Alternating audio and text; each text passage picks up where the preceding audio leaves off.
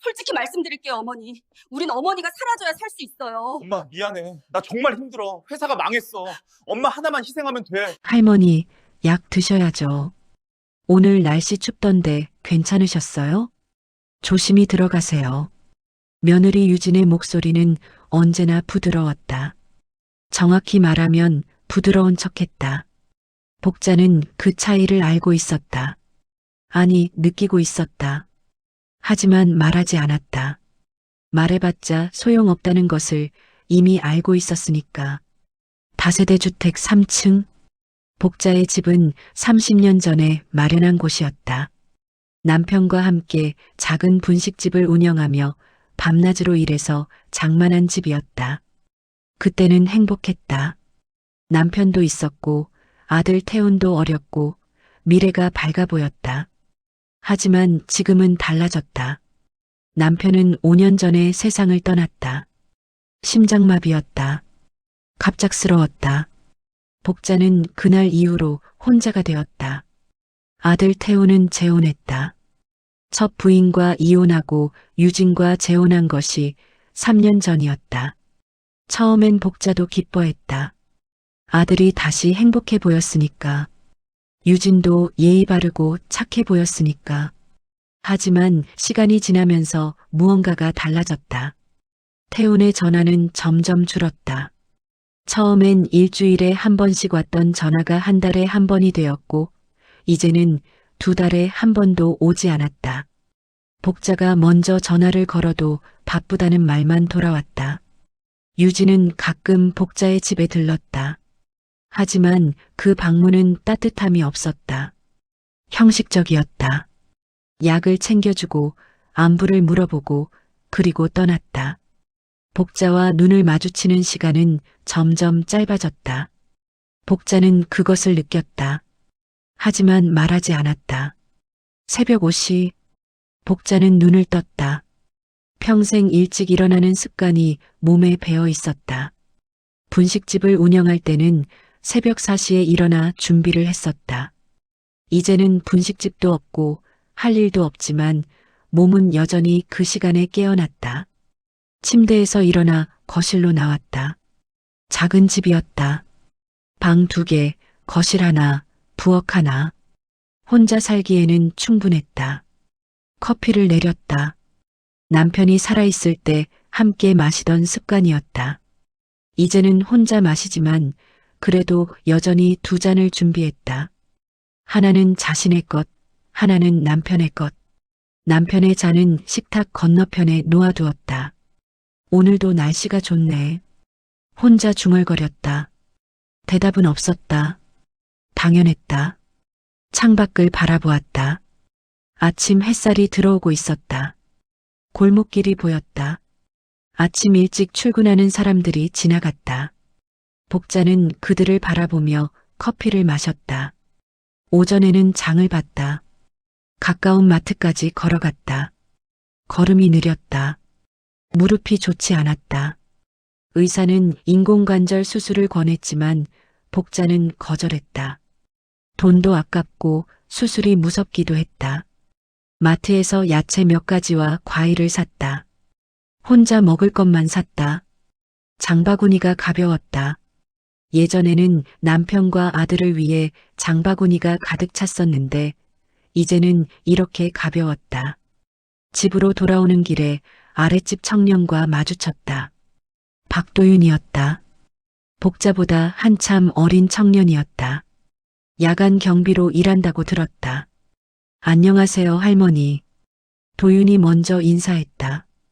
복자는 고개를 끄덕였다. 응, 일 끝났니? 네, 방금 들어왔어요. 짧은 대화였다. 하지만 복자에게는 그 짧은 대화도 소중했다. 요즘 누군가와 대화를 나누는 일이 거의 없었으니까. 집에 돌아와 산 물건들을 냉장고에 넣었다. 그리고 점심을 준비했다. 간단한 국과 밥. 혼자 먹는 식사는 간소했다. 식탁에 앉아 밥을 먹으며 복자는 텔레비전을 켰다. 드라마가 나오고 있었다. 복자는 내용을 따라가지 못했다. 그냥 소리만 들었다. 집안이 너무 조용해서 무언가 소리라도 필요했다. 밥을 마치고 설거지를 했다. 그릇 2개, 밥그릇과 국그릇. 그것이 전부였다. 오후에는 낮잠을 잤다. 요즘 자주 피곤했다. 나이 때문이라고 생각했다. 저녁이 되었다. 복자는 또 간단한 저녁을 준비했다. 남은 반찬과 밥. 혼자 먹었다. 저녁을 마치고 복자는 거실 소파에 앉아 창밖을 바라보았다. 해가 지고 있었다. 골목길에 가로등이 켜지기 시작했다. 복자는 생각했다. 늙으면 조용히 살다 가는 게 인생이지. 그 말을 스스로에게 했다. 여러 번 했다. 그 말로 자신을 달랬다. 하지만 가슴 한쪽이 무거웠다. 외로움이었다. 복자는 그것을 인정하지 않으려 했다. 외롭다고 말하면 더 외로워질 것 같았으니까. 밤 9시, 복자는 잠자리에 들었다. 평소보다 이른 시간이었지만 할 일이 없었다. 누워서 천장을 바라보았다. 남편 생각이 났다. 아들 어렸을 때 생각도 났다. 분식집에서 일하던 시절도 떠올랐다. 그때는 힘들었지만 행복했다. 목표가 있었고 함께할 사람들이 있었고 미래가 있었다. 지금은 달랐다. 복자는 눈을 감았다. 잠이 오지 않았다. 요즘 자주 그랬다. 일찍 누워도 잠들기까지 오래 걸렸다. 시계를 보니 밤 10시였다. 1시간이 지났지만 여전히 잠들지 못했다. 복자는 일어나 물을 마시러 부엌으로 갔다. 물을 마시고 다시 침대로 돌아왔다. 그리고 다시 누웠다. 어둠 속에서 복자는 생각했다. 내일도 오늘과 같을 것이다. 모레도 그 다음 날도 같은 하루가 반복될 것이다. 아무도 찾아오지 않고 아무도 전화하지 않고 혼자 밥을 먹고 혼자 잠드는 날들. 복자는 한숨을 쉬었다. 하지만 그 한숨조차 조용했다. 아무도 듣지 않았으니까. 밤 11시. 복자는 여전히 잠들지 못하고 있었다. 그리고 새벽 2시 40분. 모든 것이 바뀌기 시작했다. 쿵쿵쿵. 문 두드리는 소리가 어둠을 갈랐다. 복자는 눈을 떴다. 순간 어디인지 몰랐다. 잠에 빠져 있었는데 갑자기 깨어난 것이었다. 쿵쿵쿵쿵. 소리가 더 거세졌다. 복자는 침대에서 일어났다. 심장이 빠르게 뛰었다. 새벽에 누가 문을 두드린다는 것은 좋은 일이 아니었다. 할머니. 목소리가 들렸다. 남자 목소리였다. 복자는 그 목소리를 알아들었다. 아랫집 청년 도윤이었다. 복자는 침대에서 내려와 현관으로 향했다. 다리가 후들거렸다. 무릎이 아팠지만 신경 쓸 겨를이 없었다. 할머니, 지금 나가셔야 해요. 도윤의 목소리가 다급했다. 복자는 현관문 앞에 섰다. 문구멍으로 밖을 내다보았다. 도윤이 서 있었다. 얼굴이 창백했다. 땀이 이마에 맺혀 있었다. 무슨 일이니? 복자가 물었다. 설명할 시간 없어요. 제발 믿고 나가세요. 도윤의 목소리가 떨렸다. 복자는 잠깐 망설였다. 새벽 2시 40분. 누가 이 시간에 이렇게 다급하게 문을 두드린다는 것은 이상했다. 하지만 도윤의 얼굴을 보니 장난이 아니라는 것을 알 수 있었다. 왜 그래? 할머니, 지금 안 나가시면 정말 위험해요. 제발이요. 도윤이 다시 말했다. 목소리에 절박함이 섞여 있었다. 복자는 문을 열었다. 도윤이 안으로 들어왔다. 그의 얼굴이 더 가까이 보였다. 정말로 창백했다.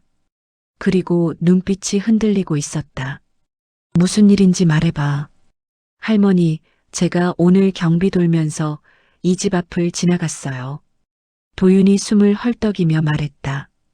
그때 할머니 집에서 불빛이 새어나오는 걸 봤어요. 불빛? 네.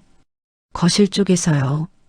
그런데 할머니는 분명 주무시고 계셨잖아요. 복자는 멈췄다. 거실에 불을 켰다는 기억이 없었다. 잠들기 전에 모든 불을 껐었다. 항상 그랬다. 그래서 제가 조심스럽게 문 쪽으로 다가갔는데 도윤이 말을 이었다. 안에서 소리가 들렸어요. 발소리요. 그런데 그 발소리가 할머니 발소리가 아니었어요. 복자의 등에 소름이 돋았다. 누군가 안에 있었어요. 할머니가 주무시는 동안에 도윤의 목소리가 더 낮아졌다. 복자는 거실 쪽을 돌아보았다. 어둠 속에서 아무것도 보이지 않았다. 하지만 이상한 기분이 들었다. 정말? 네. 저는 확실히 봤어요. 그리고 그 발소리 두 사람이었어요. 두 사람. 그 말이 복자의 귀에 박혔다. 지금도 안에 있어요? 복자가 물었다. 모르겠어요. 제가 문을 두드리니까 소리가 멈췄어요. 하지만 분명히 누군가 있었어요. 도윤이 복자의 손을 잡았다. 할머니, 지금 나가세요. 제 집으로 가시든 경찰서로 가시든 일단 여기서 나가세요. 복자는 도윤의 눈을 바라보았다. 진심이었다. 거짓말이 아니었다. 그리고 복자는 느꼈다. 집안의 공기가 달랐다. 평소와 달랐다. 무언가가 바뀌어 있었다. 내 집에 누가 들어왔다고? 복자의 목소리가 떨렸다. 네. 그리고 할머니. 도윤이 잠깐 망설이다가 말했다. 제가 본 건 그 사람들이 뭔가를 찾고 있었어요. 서랍을 열고 물건을 뒤지고 있었어요. 복자의 머리가 하얗게 변했다. 뭘 찾고 있었는데? 모르겠어요. 하지만 분명히 뭔가를 찾고 있었어요. 복자는 거실로 걸어갔다. 도윤이 급하게 막았다. 할머니, 위험해요. 내 집인데 내가 왜 못 들어가? 복자는 도윤의 손을 뿌리치고 거실로 들어갔다. 전등을 켰다. 거실이 환하게 밝아졌다. 그리고 복자는 멈췄다. 서랍이 열려 있었다. 분명 닫아두었던 서랍이었다. 그리고 책상 위의 물건들이 조금씩 움직여 있었다. 평소 놓아두었던 위치가 아니었다. 복자는 천천히 서랍으로 다가갔다. 안을 들여다보았다. 통장이 있어야 할 자리가 비어 있었다. 아니, 통장은 그대로 있었다. 하지만 위치가 달랐다. 누군가 꺼내서 보고 다시 넣은 것 같았다.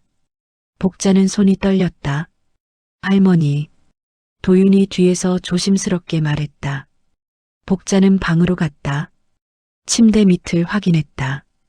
거기에 숨겨둔 작은 상자가 있었다. 남편의 유품과 중요한 서류들을 넣어둔 상자였다. 상자를 꺼냈다. 열어보았다. 안에 물건들이 뒤섞여 있었다. 분명 정리해두었던 것인데 이제는 순서가 뒤바뀌어 있었다. 누군가 이것을 뒤진 것이었다. 복자는 상자를 내려놓고 주저앉았다. 다리에 힘이 풀렸다. 할머니. 도윤이 급하게 다가와 복자를 부축했다. 괜찮으세요? 복자는 대답하지 않았다. 그냥 앉아 있었다. 머릿속이 복잡했다. 누가 내 집에 들어왔다는 것인가? 무엇을 찾고 있었다는 것인가? 그리고 왜? 도윤이 말했다. 할머니, 경찰에 신고해야 해요. 복자는 고개를 저었다. 아니야. 왜요? 일단 생각 좀 해봐야겠어. 복자는 천천히 일어났다. 도윤이 부축했다. 거실로 돌아와 소파에 앉았다.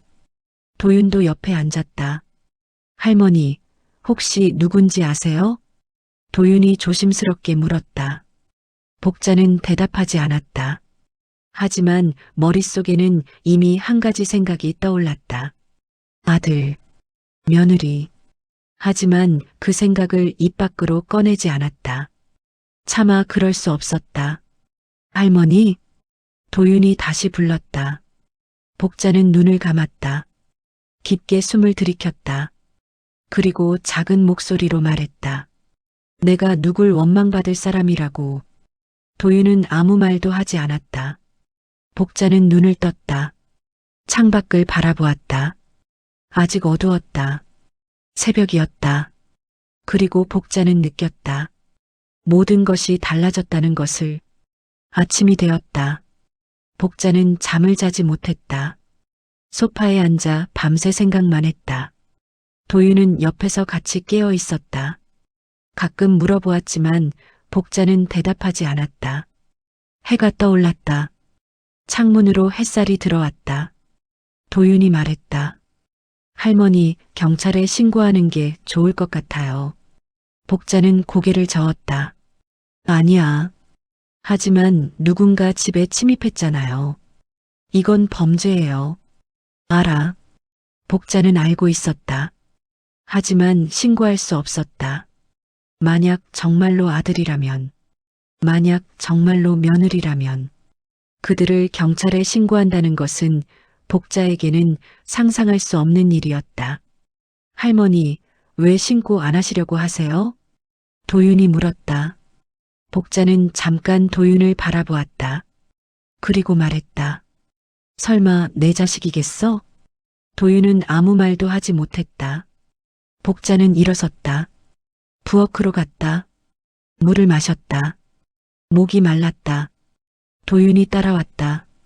할머니, 혹시 아드님이랑 무슨 문제 있으셨어요? 없어. 복자는 단호하게 말했다. 태훈이는 착한 애야. 어렸을 때부터 말 잘 듣고 공부도 잘하고 그 애가 이런 짓을 할 리 없어. 하지만 복자의 목소리는 떨리고 있었다. 도윤은 복자의 눈을 바라보았다. 복자는 눈을 피했다. 할머니, 저는 그냥 할머니가 안전하셨으면 좋겠어요. 고마워. 근데 괜찮아. 아무 일도 없을 거야. 복자는 그렇게 말했지만 스스로도 믿지 못했다. 도윤이 나간 후 복자는 혼자 집에 남았다. 거실을 둘러보았다. 모든 것이 평소와 같았다. 하지만 어젯밤 일어난 일을 생각하니 집이 더 이상 안전하게 느껴지지 않았다. 복자는 서랍을 다시 열었다. 통장을 꺼내 확인했다. 잔액은 그대로였다. 아무것도 빠져나가지 않았다. 하지만 누군가 이것을 봤다는 것. 그것이 복자를 불안하게 만들었다. 오후가 되었다. 복자는 점심을 먹지 못했다. 입맛이 없었다. 그때 전화가 왔다. 복자는 휴대폰을 들었다. 화면을 보니 며느리 유진이었다. 복자는 잠깐 망설였다. 그리고 전화를 받았다. 여보세요? 어머니, 안녕하세요.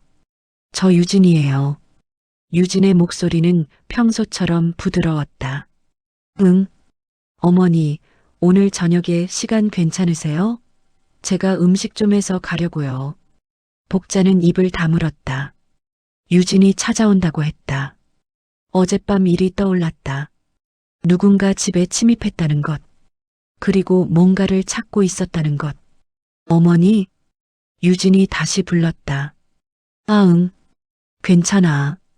복자는 대답했다. 하지만 목소리가 떨렸다. 그럼 6시쯤 갈게요. 맛있는 거 해드릴게요. 전화가 끊어졌다. 복자는 휴대폰을 내려놓았다. 손이 떨렸다. 유진이 온다. 복자는 생각했다. 만약 정말로 유진이 어젯밤에 들어왔다면, 만약 정말로 뭔가를 찾고 있었다면, 그리고 이제 다시 온다는 것은 무엇을 의미하는가? 복자는 고개를 저었다. 아니야. 설마. 혼자 중얼거렸다. 하지만 불안감은 가시지 않았다. 저녁 6시가 되었다. 초인종이 울렸다. 복자는 현관으로 갔다. 문을 열었다. 유진이 서 있었다. 손에 봉지를 들고 있었다. 미소를 짓고 있었다. 어머니, 안녕하세요. 응, 들어와. 유진이 안으로 들어왔다. 부엌으로 가서 봉지를 내려놓았다. 오늘 어머니 좋아하시는 갈비찜 해왔어요. 고마워. 복자는 유진을 바라보았다. 평소와 다를 것 없는 모습이었다. 부드러운 미소, 예의 바른 말투. 하지만 복자는 느꼈다. 뭔가 달랐다. 눈빛이 달랐다. 미소 뒤에 무언가 숨겨져 있는 것 같았다. 어머니, 요즘 건강은 어떠세요? 유진이 물었다. 괜찮아. 무릎은요? 지난번에 아프시다고 하셨잖아요. 그래도 괜찮아. 유진은 고개를 끄덕이며 식탁을 차렸다. 갈비찜을 접시에 담고 밥도 준비했다. 어머니 앉으세요. 복자는 식탁에 앉았다. 유진도 맞은편에 앉았다. 맛있게 드세요. 복자는 숟가락을 들었다. 갈비찜을 한 점 먹었다. 맛있었다. 하지만 목으로 넘어가지 않았다. 유진이 말했다. 어머니, 혹시 요즘 잠은 잘 주무세요? 복자는 멈췄다. 그 질문이 이상했다. 왜? 아니, 그냥요. 나이 드시면 잠이 잘 안 오신다고 하잖아요. 괜찮아. 복자는 짧게 대답했다. 유진은 미소를 지었다. 하지만 그 미소가 복자에게는 차갑게 느껴졌다. 식사가 끝났다. 유진이 설거지를 했다. 복자는 거실에 앉아 있었다. 유진이 설거지를 마치고 나왔다. 어머니, 차 한 잔 드릴까요? 괜찮아. 아니에요. 제가 좋은 차 가져왔어요. 어머니 건강에도 좋아요. 유진은 봉지에서 차를 꺼냈다. 작은 봉지였다. 한약 같은 냄새가 났다. 복자는 유진을 바라보았다. 유진이 부엌으로 가서 차를 끓이기 시작했다. 복자는 가만히 앉아 있었다. 하지만 마음속에서 경보가 울렸다. 뭔가 이상했다. 차가 준비되었다. 유진이 컵을 들고 왔다. 어머니, 따뜻할 때 드세요. 복자는 컵을 받았다. 향기가 올라왔다. 한약 냄새였다. 이게 뭐니? 몸에 좋은 약차예요. 어머니 무릎에도 좋고 잠도 잘 오게 해줘요. 복자는 컵을 들었다. 하지만 마시지 않았다. 유진이 말했다. 어머니, 드세요. 식으면 맛없어요. 복자는 유진의 눈을 바라보았다. 그 순간 복자는 확신했다. 뭔가 잘못되었다는 것을. 복자는 차를 내려놓았다. 미안한데 지금은 배가 불러서 나중에 마실게. 유진의 표정이 잠깐 굳었다. 아주 짧은 순간이었지만 복자는 봤다. 그러세요? 그럼 나중에 드세요. 유진은 다시 미소를 지었다. 하지만 그 미소는 진짜가 아니었다. 유진이 일어섰다. 그럼 저는 이만 갈게요. 어머니, 건강 잘 챙기세요. 그래, 고마워. 유진이 나갔다. 문이 닫혔다. 복자는 가만히 앉아 있었다. 그리고 차를 바라보았다. 약차라고 했다. 몸에 좋다고 했다. 하지만 복자는 믿을 수 없었다. 복자는 차를 들고 부엌으로 갔다. 싱크대에 버렸다. 그리고 컵을 씻었다. 그때 초인종이 다시 울렸다. 복자는 멈췄다. 유진이 다시 온 것인가? 현관으로 가서 문구멍으로 밖을 내다보았다. 도윤이었다. 복자는 문을 열었다. 할머니, 괜찮으세요? 도윤이 급하게 물었다. 응. 아까 여자분이 들어오시는 걸 봤어요. 혹시 며느리야? 복자는 짧게 대답했다. 도윤의 표정이 굳었다. 며느리분이요? 응. 도윤은 잠깐 망설이다가 말했다. 할머니, 저 할 말이 있어요. 안으로 들어가도 될까요? 복자는 고개를 끄덕였다. 도윤이 안으로 들어왔다. 거실에 앉았다. 도윤은 복자를 바라보며 입을 열었다. 할머니, 저는 우연히 알게 됐어요. 정말 우연이요. 뭘? 어젯밤에 할머니 집에 들어온 사람들이 며느리분이랑 아드님이었어요. 복자는 숨이 멎었다. 뭐라고? 저는 경비 돌면서 봤어요. 두 분이 할머니 집 문을 열고 들어가는 걸요. 저는 처음엔 할머니가 아시는 분들인 줄 알았어요. 그래서 신경 안 썼는데 도윤이 말을 이었다. 나중에 다시 지나가다 보니까 불빛이 켜져 있고 안에서 소리가 들렸어요. 그때 이상하다고 생각했어요. 할머니는 주무시고 계셨을 시간이었으니까. 복자는 아무 말도 하지 못했다. 그래서 제가 문 앞에서 조심스럽게 들어봤는데 두 분이 뭔가를 찾고 있었어요. 서랍을 열고 물건을 뒤지고 도윤의 목소리가 낮아졌다. 그리고 제가 들은 말이 통장이 어디 있지? 였어요. 복자는 손이 떨렸다. 그래서 제가 문을 두드린 거예요.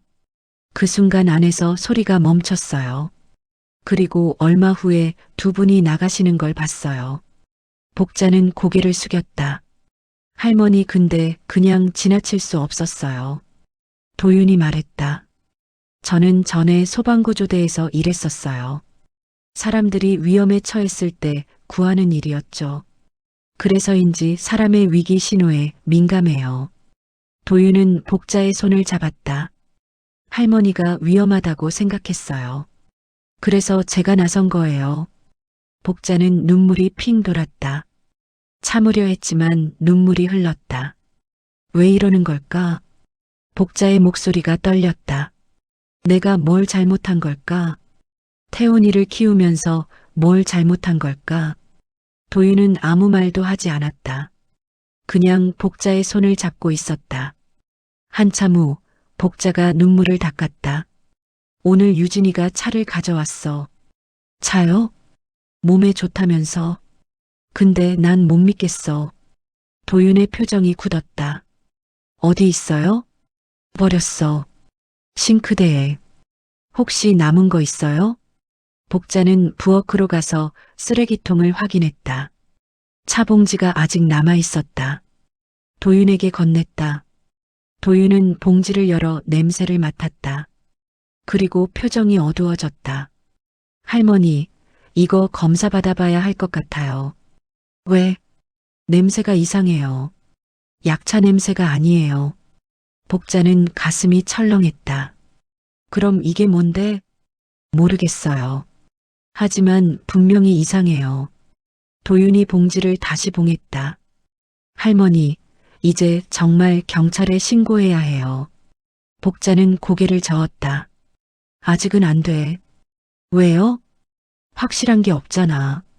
그냥 의심만 있을 뿐이지. 도윤은 복자를 바라보았다. 할머니, 이건 의심이 아니에요. 증거예요. 그래도 내 자식이야. 복자의 목소리가 떨렸다. 도윤은 한숨을 쉬었다. 알겠어요. 그럼 일단 할머니를 안전한 곳으로 모시겠어요. 어디로? 제 집이든 다른 곳이든. 일단 여기서 나가세요. 복자는 잠깐 생각했다. 그리고 고개를 끄덕였다. 알았어. 복자는 짐을 챙기기 시작했다. 많은 것을 가져갈 수 없었다. 작은 가방 하나에 넣을 수 있는 것만. 옷 몇 벌, 세면도구, 그리고 약. 복자는 서랍을 열었다. 통장을 꺼냈다. 신분증도 챙겼다.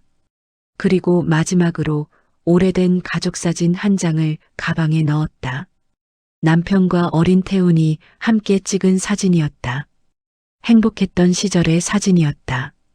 복자는 사진을 바라보며 눈물이 또 흘렀다. 왜 이렇게 됐을까? 도윤이 복자의 어깨를 토닥였다. 할머니, 준비됐어요? 복자는 고개를 끄덕였다. 가방을 메고 집을 나섰다. 현관문을 닫는 순간 복자는 예감이 들었다. 다시 돌아오지 못할 수도 있다는 예감. 이 집에서 보낸 30년의 시간. 남편과 함께했던 추억들. 아들을 키웠던 공간. 모든 것이 이 집 안에 있었다. 하지만 이제 떠나야 했다. 복자는 문을 잠갔다. 그리고 도윤을 따라 계단을 내려갔다. 밤 공기가 차가웠다. 복자는 코트를 여몄다. 도윤의 집은 2층이었다. 문을 열고 들어갔다. 작은 원룸이었다. 간소한 가구들만 있었다. 할머니, 여기 앉으세요. 도윤이 소파를 가리켰다. 복자는 앉았다. 가방을 내려놓았다. 일단 여기서 쉬세요. 제가 뭐 좀 준비할게요. 도윤이 부엌으로 갔다. 물을 끓이는 소리가 들렸다. 복자는 창밖을 바라보았다.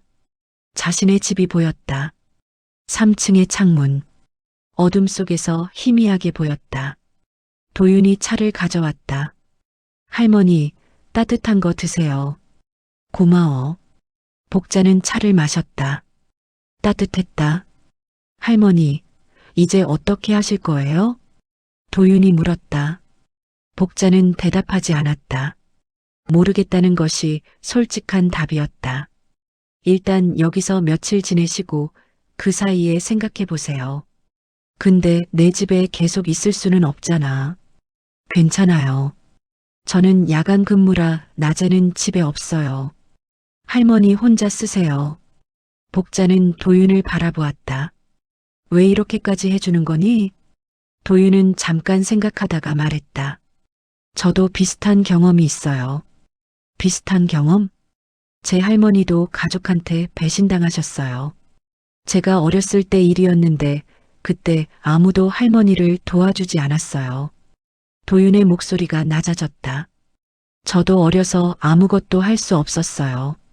그게 평생 후회로 남았어요. 복자는 도윤의 손을 잡았다. 고마워. 아니에요. 이번엔 제가 도울 수 있어서 다행이에요. 두 사람은 한참 말없이 앉아 있었다. 밤이 깊어갔다. 도윤이 말했다. 할머니, 주무세요. 제가 밖에서 지킬게요. 괜찮아. 너도 쉬어야지. 저는 야간 근무 나가야 해요. 대신 할머니 집 쪽 잘 보고 올게요. 도윤이 일어섰다. 문은 잠그고 계세요. 누가 와도 열지 마세요. 알았어. 도윤이 나갔다. 문이 잠겼다. 복자는 혼자 남았다. 소파에 앉아 창밖을 바라보았다. 자신의 집이 여전히 보였다. 복자는 생각했다. 이제 어떻게 해야 할까? 아들과 며느리가 정말로 자신을 해치려 했던 것일까? 아니면 단순히 돈이 필요해서 통장을 찾았던 것일까?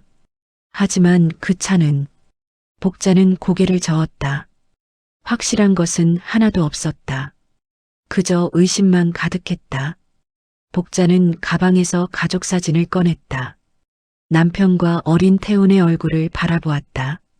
이렇게 될 줄 알았으면 뭘 달리했을까? 혼자 중얼거렸다. 하지만 답은 없었다. 복자는 사진을 가슴에 안았다. 그리고 눈을 감았다. 그 순간부터 복자는 더 이상 평범한 할머니가 아니었다. 이제 살아남아야 하는 사람이었다. 며칠이 지났다. 복자는 도윤의 집에서 지냈다. 도윤은 야간 근무를 나갔고 복자는 낮 동안 혼자 있었다. 처음 이틀은 그냥 쉬었다. 아무것도 하지 않았다. 생각만 했다. 창밖을 바라보며 자신의 집을 계속 봤다. 3층 창문은 여전히 어두웠다. 아무도 들어가지 않은 것 같았다. 하지만 복자는 알고 있었다. 언젠가 누군가 다시 올 것이라는 것을. 셋째 날 도윤이 낮에 일찍 돌아왔다. 할머니, 제가 알아본 게 있어요. 도윤은 노트북을 꺼내 복자에게 보여줬다. 며느리분에 대해서요. 화면에는 뉴스 기사들이 떠 있었다. 도윤이 하나하나 보여줬다. 유진 씨가 과거에도 비슷한 일이 있었어요. 무슨 일? 5년 전에 첫 남편과 결혼했을 때 시어머니가 갑자기 돌아가셨어요. 복자는 화면을 가까이 봤다. 사인은 심장마비였대요. 근데 주변에서 의심이 많았다고 해요. 의심? 네. 돌아가시기 전에 시어머니가 재산을 유진 씨한테 다 물려주셨거든요. 그리고 얼마 안 돼서 돌아가셨어요. 복자의 손이 떨렸다. 그래서 어떻게 됐는데? 조사는 했지만 증거가 없어서 종결됐어요. 하지만 주변 사람들은 다들 수상하게 봤대요. 도윤이 다른 기사를 보여줬다. 그리고 1년 후에 첫 남편이랑 이혼했어요. 재산 분할은 유진 씨가 거의 다 가져갔고요. 복자는 숨이 막혔다.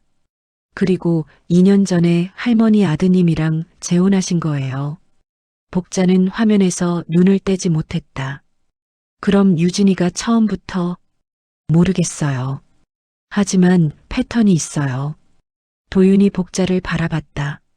할머니, 아드님은 어떤 상황이신지 아세요? 태훈이? 네. 혹시 빚이 있거나 사업이 어렵거나. 복자는 잠깐 생각했다. 태훈은 작은 사업을 하고 있었다. 무역 관련 일이었다.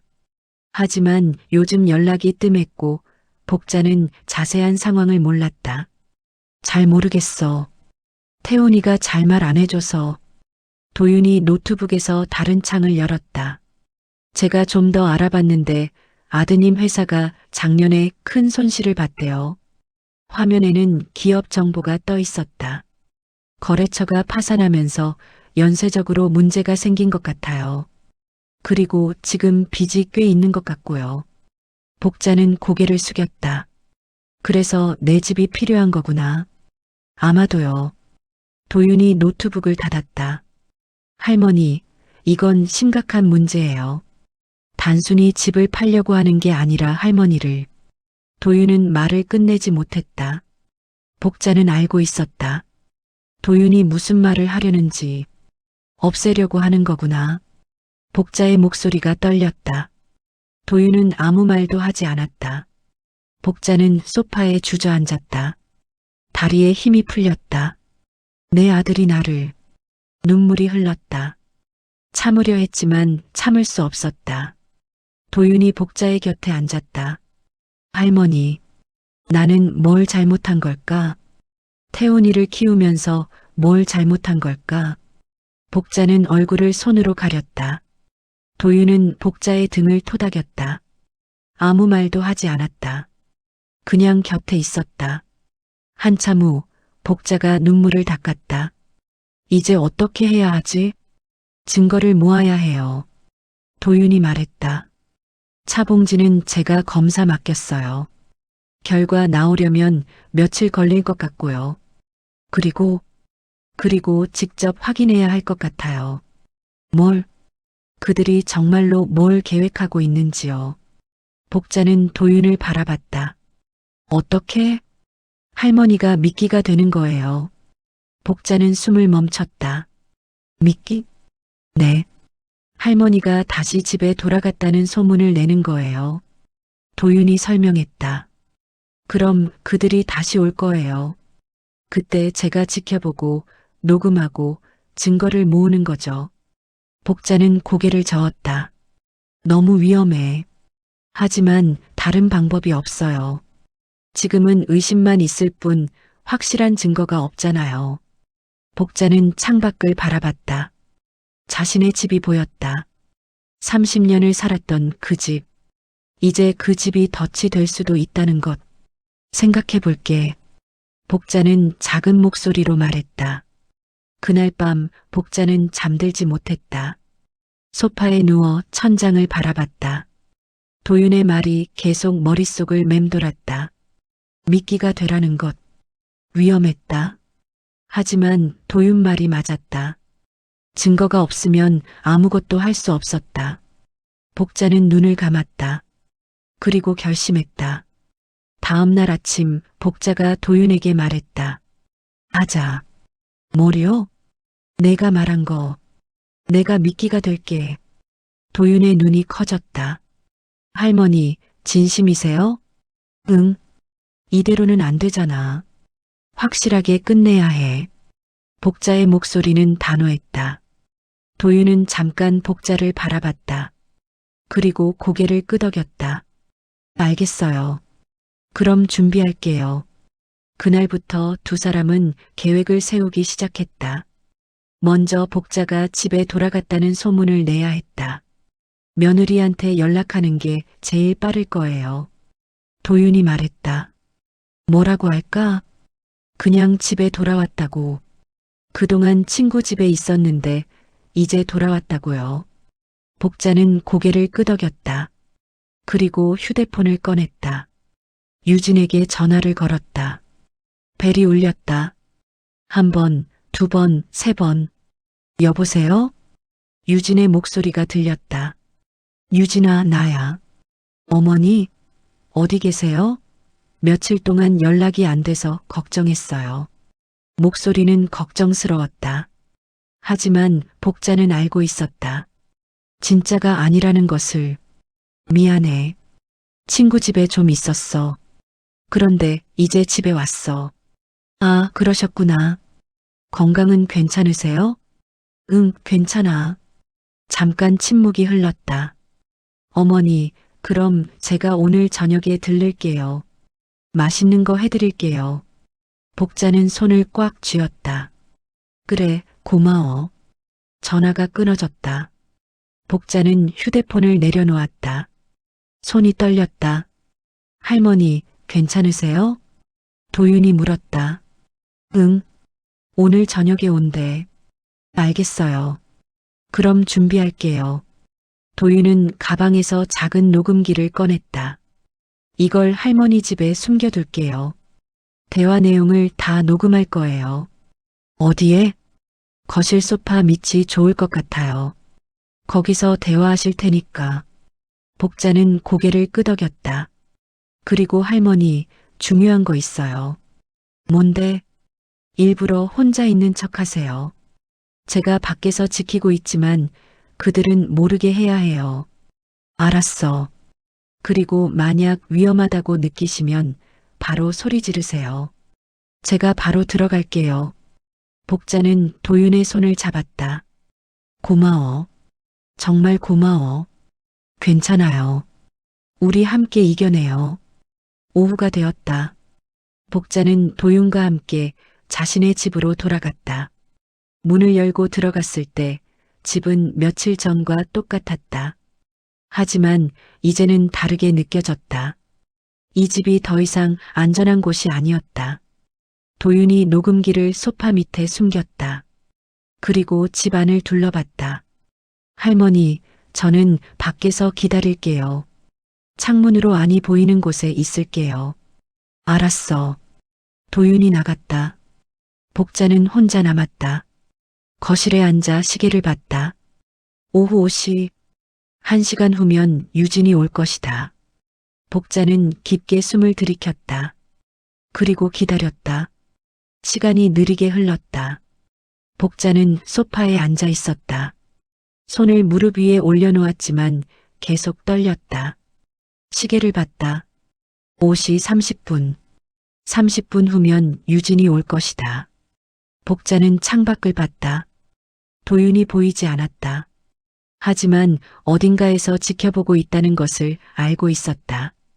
복자는 일어나 부엌으로 갔다. 물을 마셨다. 목이 바짝 말라 있었다.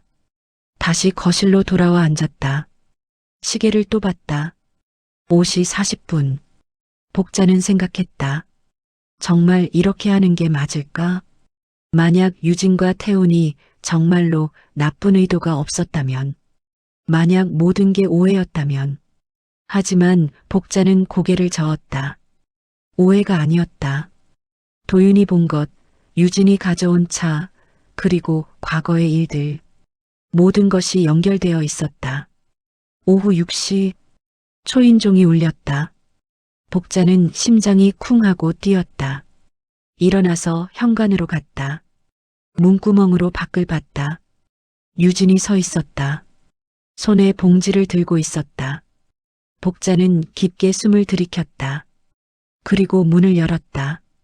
어머니, 오셨네요. 유진이 미소 지으며 말했다. 응, 들어와. 유진이 안으로 들어왔다. 부엌으로 가서 봉지를 내려놓았다. 오늘은 삼계탕 해왔어요. 몸보신하시라고. 고마워.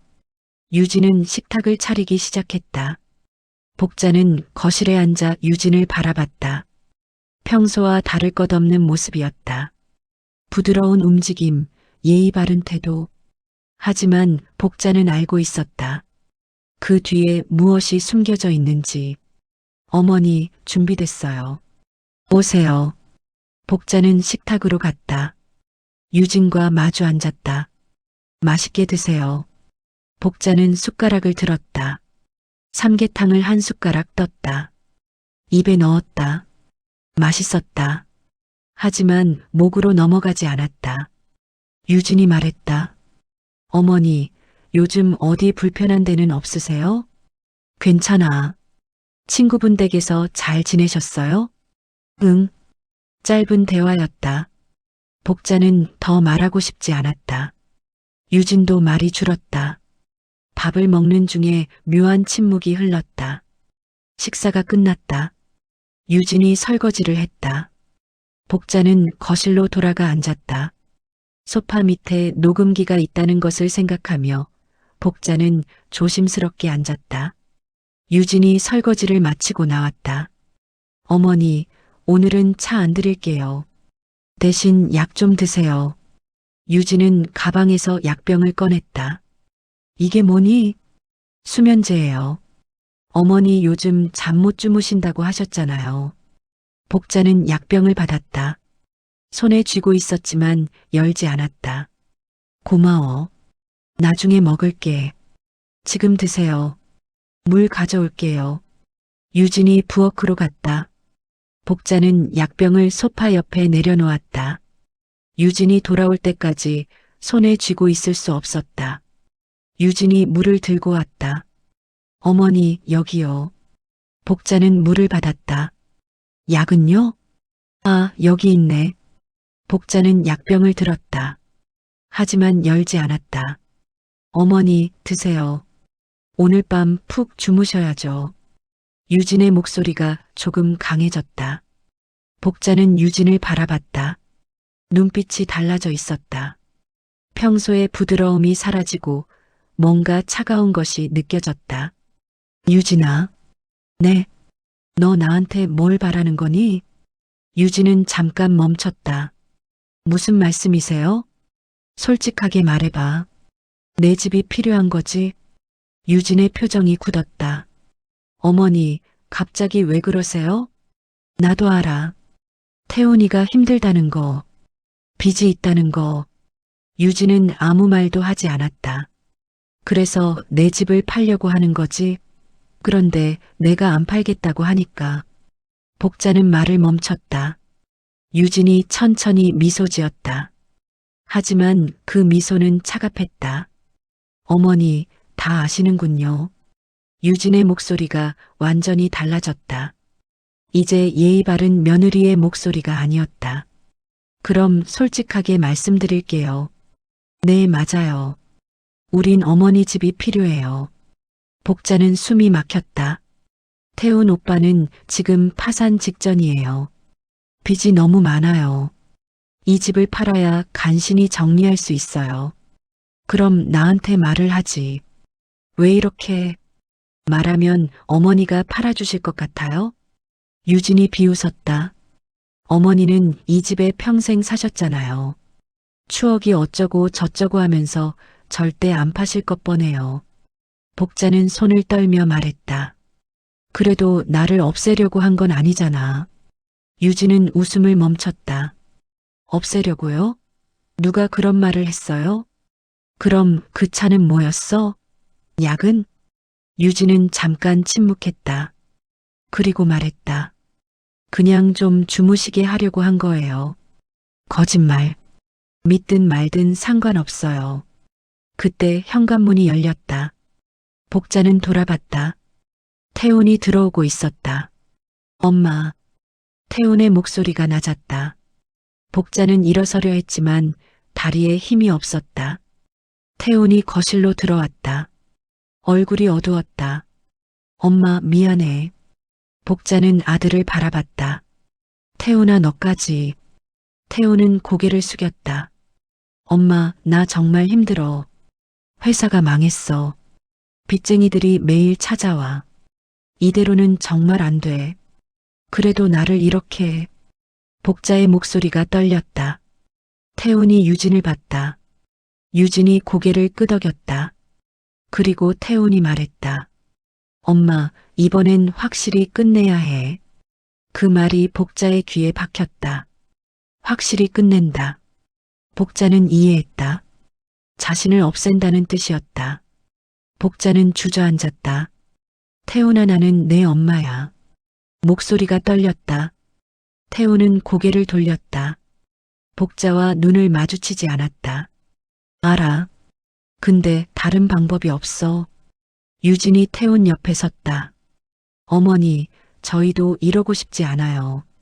하지만 선택의 여지가 없어요. 복자는 손을 떨며 일어서려 했다. 너희들 정말 나를. 그때 유진이 가방에서 무언가를 꺼냈다. 주사기였다. 복자는 숨이 멎었다. 이게 뭐니? 걱정하지 마세요. 아프지 않아요. 그냥 잠드실 거예요. 유진이 복자에게 다가왔다. 복자는 뒤로 물러났다. 소파에 걸려 넘어질 뻔했다. 하지 마. 제발. 복자가 소리쳤다. 태훈이 복자의 팔을 잡았다. 엄마, 가만히 있어. 금방 끝나. 안 돼. 태훈아. 복자는 팔을 빼려 했지만 태훈의 힘이 셌다. 유진이 주사기를 들고 다가왔다. 바로 그 순간 쾅! 현관문이 열리며 도윤이 뛰어들어왔다. 멈춰. 도윤의 목소리가 거실을 가득 채웠다. 태훈과 유진이 돌아봤다. 누구야? 태훈이 물었다. 경찰 이미 불렀어요. 곧 올 거예요. 도윤이 복자에게 다가갔다. 유진이 주사기를 숨기며 말했다. 당신 누군데? 남의 집에 왜 들어와? 저는 증인이에요. 당신들이 지금 무슨 짓을 하려는지 다 봤어요. 도윤이 주머니에서 휴대폰을 꺼냈다. 그리고 다 녹음했어요. 태훈의 얼굴이 하얗게 질렸다. 뭐? 소파 밑에 녹음기 있어요. 당신들이 한 말 다 녹음됐어요. 유진이 소파 밑을 봤다. 녹음기가 빨간 불을 깜빡이며 놓여 있었다. 이게... 유진의 목소리가 떨렸다. 도윤이 복자를 일으켰다. 할머니, 괜찮으세요? 복자는 고개를 끄덕였다. 눈물이 흘렀다. 태훈이 말했다. 엄마, 나는 정말 어쩔 수 없었어. 복자는 태훈을 바라봤다. 어쩔 수 없었다고? 내 엄마를 죽이는 게 어쩔 수 없는 일이야? 태훈은 대답하지 못했다. 유진이 주사기를 바닥에 던졌다. 다 끝났네. 유진의 목소리가 차가웠다. 태훈 오빠, 이제 어떻게 할 거예요? 태훈은 아무 말도 하지 못했다. 그냥 고개를 숙이고 있었다. 멀리서 사이렌 소리가 들렸다. 경찰이 오고 있었다. 유진이 현관 쪽으로 가려 했다. 하지만 도윤이 막았다. 어디 가시려고요? 비켜요. 안 돼요. 경찰 올 때까지 여기 계셔야 해요. 유진이 도윤을 밀쳤다. 하지만 도윤은 움직이지 않았다. 사이렌 소리가 점점 가까워졌다. 현관문이 열리며 경찰 2명이 들어왔다. 신고받고 왔습니다. 경찰이 거실을 둘러봤다. 도윤이 설명했다. 저 2사람이 할머니를 해치려고 했어요. 주사기로 뭔가 주입하려고 했고요. 경찰이 바닥에 떨어진 주사기를 봤다. 이게 뭡니까? 유진이 말했다. 그냥 수면제예요. 어머니가 잠을 못 주무셔서 수면제를 주사기로 놓으려고 했다고요? 경찰이 의심스러운 눈으로 유진을 봤다. 도윤이 소파 밑에서 녹음기를 꺼냈다. 여기 녹음된 내용 들어보세요. 저 2사람이 할머니를 확실히 끝내야 한다고 말한 거 다 들어있어요. 경찰이 녹음기를 받았다. 일단 같이 가시죠. 조사받으셔야겠습니다. 태훈과 유진이 경찰에게 끌려갔다. 태훈이 복자를 돌아봤다. 엄마, 미안해. 복자는 아무 말도 하지 않았다. 그냥 바라만 봤다. 문이 닫혔다. 집안이 조용해졌다. 복자는 소파에 주저앉았다. 온몸에 힘이 빠졌다. 도윤이 복자 옆에 앉았다. 할머니, 끝났어요. 이제 안전해요. 복자는 눈물을 흘렸다. 내 아들이 나를. 더 이상 말을 잇지 못했다. 도윤은 복자를 안았다. 할머니 잘못이 아니에요. 복자는 도윤의 어깨에 기대어 한참 동안 울었다. 밖에서 사이렌 소리가 멀어져 갔다. 일주일이 지났다. 복자는 병원에 입원해 있었다. 충격 때문이었다. 의사는 며칠 쉬어야 한다고 했다. 도윤이 매일 찾아왔다. 과일도 가져오고 이야기도 들려줬다. 할머니, 검사 결과 나왔어요. 도윤이 말했다. 주사기 안에 든 거요? 네. 강한 진정제였대요. 그 양이면 심장이 멈출 수도 있었대요. 복자는 눈을 감았다. 그리고 차봉지도 검사했는데 거기에도 이상한 성분이 있었대요. 뭐가? 수면제를 과다하게 섞은 거래요. 한 번 마시면 며칠 동안 깨어나지 못할 정도로. 복자는 한숨을 쉬었다. 그들이 정말로 나를 죽이려고 했구나. 도윤은 복자의 손을 잡았다. 이제 증거가 충분해요. 두 사람 다 구속됐어요. 태훈이도? 네. 유진 씨는 더 심각해요. 과거 시어머니 사건도 재조사하기로 했대요. 복자는 창밖을 바라봤다. 나는 뭘 잘못한 걸까? 할머니 잘못 아니에요. 그래도 내가 태훈이를 그렇게 키웠잖아. 도윤이 말했다. 할머니, 사람은 각자 선택을 해요. 태훈 씨가 잘못된 선택을 한 거예요. 할머니 책임이 아니에요. 복자는 눈물을 닦았다. 그래도 내 아들인데. 도윤은 아무 말도 하지 않았다. 그냥 복자 곁에 있었다.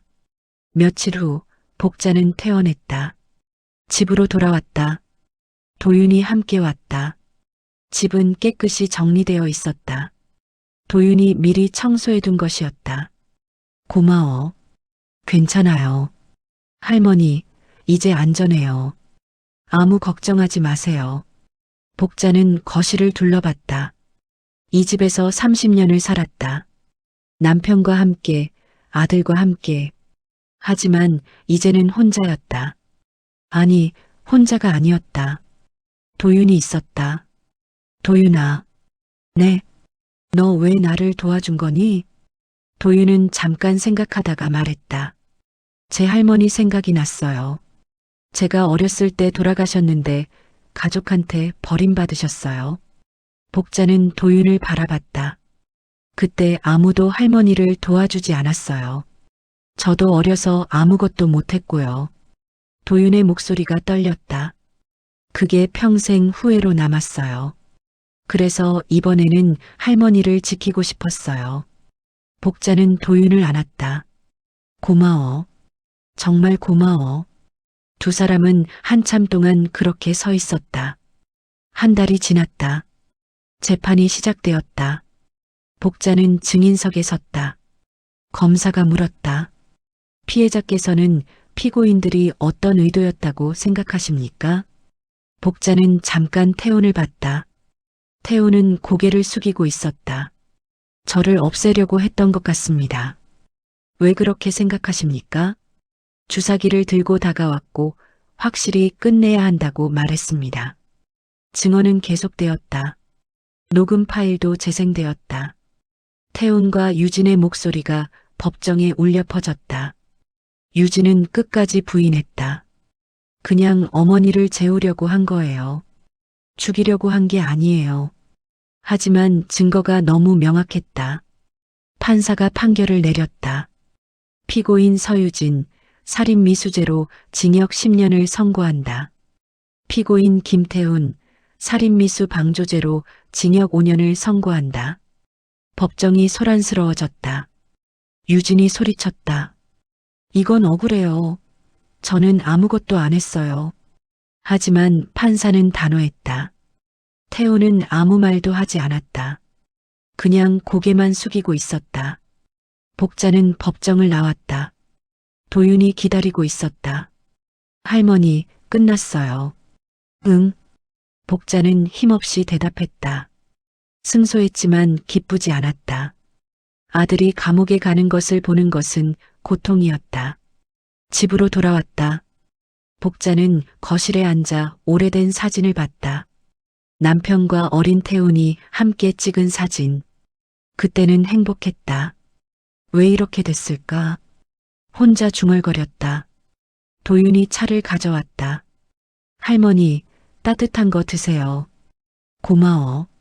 복자는 차를 마셨다. 도윤아. 네.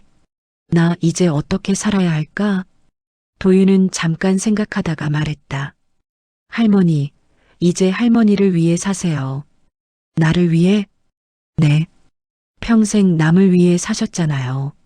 남편을 위해, 아들을 위해. 이제는 할머니를 위해 사세요. 복자는 도윤을 바라봤다. 그게 가능할까? 가능해요. 시작하기에 늦은 때는 없어요. 복자는 창밖을 봤다. 햇살이 들어오고 있었다. 며칠 후 복자는 새로운 시작을 했다. 먼저 집을 정리했다. 오래된 물건들을 버리고 새로운 가구를 샀다. 그리고 라디오를 켰다.